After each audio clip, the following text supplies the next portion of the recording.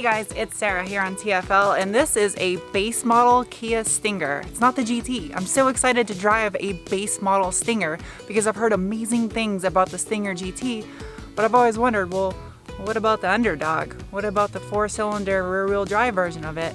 And that's what this is. It is the base model with a 2.0 liter turbo 4-cylinder and rear-wheel drive, of course with the 8-speed automatic, which is the only transmission sadly offered on this thing. I really wish it had a 6-speed manual, but that's just the cliche thing to say, I guess. Anyway, let's check out the car. I'm going to show you the good, the bad, and the Sarah, because I'm weird. So what is good about the Stinger? I like the name of this car, I really do. Obviously the looks are a huge plus for me. I think this is such a good looking car. There's a lot of resemblance to other vehicles all throughout the styling cues of this car. And I'm not trying to say that this car is copying any styling of other cars. That's not what I'm getting. I'm just saying that I can see inspiration from other vehicles throughout the car, whether that's intentional or unintentional, I don't know. But there's just a lot to like about the looks of this car. Starting with the front end, the headlights, the little halo rings around the front headlights, and just, I don't know, something about the headlights in general, the shape inside where the projector beams are at, remind me of the Fiat 124. I don't know why, it just does, but I love the front end. And then of course the grille, the signature hamster grille. I don't know why I associate this grille with a hamster, but we're going with it. And also the side vents on the side on the fenders, they're functional. Huge props to Kia for having functional vents on these fenders and not just something for looks. However, the ones on the hood on this base model are not functional. Moving on to the side, this car has such a long, sleek design to it, and I don't know, it's just such a sexy looking car. The back fenders, the haunches, especially when you look out the driver or passenger side windows into the mirror and you just see these bulges behind on the rear fenders. Oh, it looks so good. And then my favorite part of all, it's a hatchback. Boom, look how big the trunk is on this thing. Bet you I could sit back here. Oh, this is a comfy trunk. It's a sedan, but it's a hatchback. And I know there's a lot of other models in the luxury segment like that, but I don't care. Every car should be like that. I love the fact that it has utility purpose of a hatchback, but still looks like a sedan. Because me personally, I love hatchbacks. And this is just such a sleek way to make a hatch into a sedan body style. Love it. I think the back end on this car has some styling cues from a Dodge Charger, just the way the taillights are, the shape of them. The one thing I think is really cute and just unique to the taillight is those long lines that flow off the side of the tail ends onto the rear fender. It's very, it looks like a pair of sunglasses from the rear. I don't know, it's cool though, I like it. The rear diffuser on this car also is a huge plus. I like the fact that the base model has this rear diffuser on it, and it's really aggressive, especially with the quad tailpipes coming out the back. All in all, the style of this car, I'm a huge fan. Huge fan of the styling. Good job, Kia.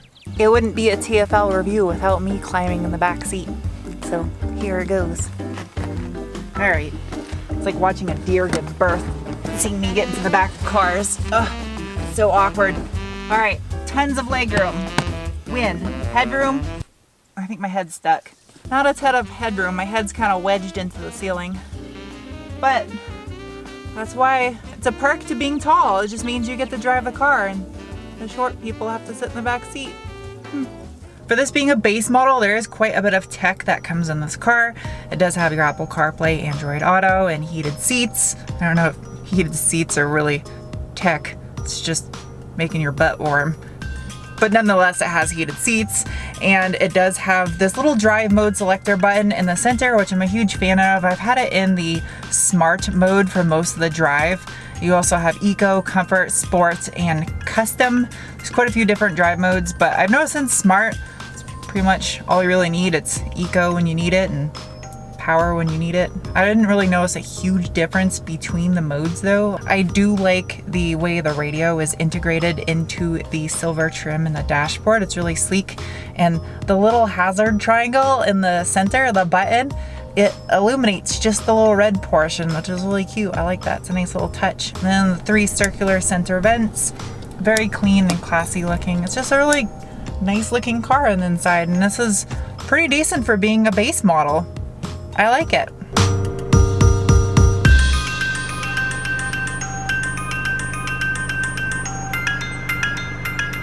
As far as the bad goes, I really don't want to say there's things that are bad about this car, because I've enjoyed my past week driving this car so much. I really feel like I'm reaching to find things I dislike about it. This is a really good car, and especially the fact that this is the base model I'm driving. This isn't even the Stinger GT that's so well hyped. I think for this being the base model, it's a really good value for money. This is a $31,000 car, and with this optional $2,000 safety package, it brings up to about $34,000, and I still feel like there's great value here for what you're paying for this car. Now, if I had to pick anything apart on this car, I would have to say it's something I've noticed driving over some of the rougher roads here in Tucson, which we have a lot of roads that are kind of beat up from the harsh climate that we have here, which is to be expected. But on some of those roads, I've noticed that there were squeaks and rattles and shakes going on in the interior, which is to be accepted to a certain amount with any car. But this being a brand new car, 6,000 miles on it now, it was a little more than I had expected to see. Another thing I wasn't really that much of a fan of is this $2,000 Advanced Driver Assistance System package. And just to let you guys know, it took 5 takes for me to say that without screwing it up. I don't know why, that was just really difficult for me to say. Anyway, I'm not really a huge fan of that package. I feel the lane departure system picks up cracks in the road sometimes, and it thinks it's actually the lane, but it's not. Maybe it's just because the road's here. I don't know, but I just found it beeping more times than it should. The rest of the system I did appreciate though. I definitely like the radar cruise control. I think every car should have that. It's such a smart feature, and especially the rear cross traffic, that is a huge bonus to have, especially when you're parked at like a gas station or a parking lot where you have larger vehicles on either side of you and you don't know if there's anything coming before you start backing up. Having that feature is awesome. I really like it. But as a whole, the package, they're safety features. They should just be standard. They shouldn't be an option.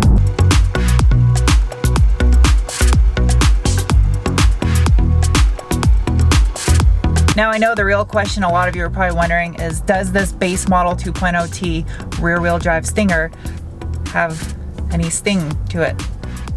I was trying to allude to the fact, does it have any power? Okay, I'm gonna use this interstate on-ramp and we shall see. And go.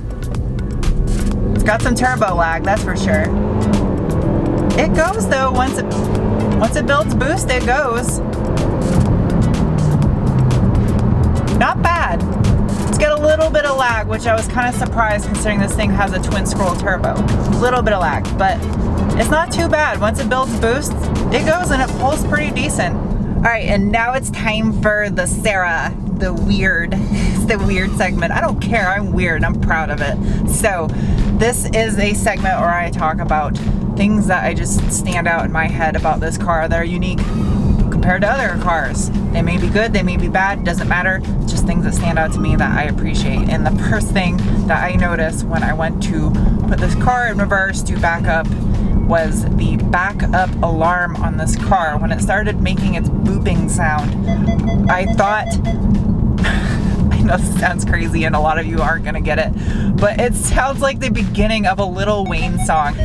I just was waiting for the car to start rapping about lollipops when I heard the boop boop boop boop boop. I don't know, that's weird to me. The next thing that stood out to me as weird on this car, and it's a good feature, and I wish it's a feature that every car had, was these mirrors. When you lock the doors, they automatically fold in on the car. The last thing I found weird about this car is its heritage, I guess you could say, even though this is a new model, but the engine that is in this base model is of the Theta family, if I'm pronouncing that correctly, and that engine loosely shares some similarities to the engine that is found in the previous Mitsubishi Evolution, and it's actually more similar related to the Lancer Rally Art, the 4B11T. So I just thought that was really cool and weird because it's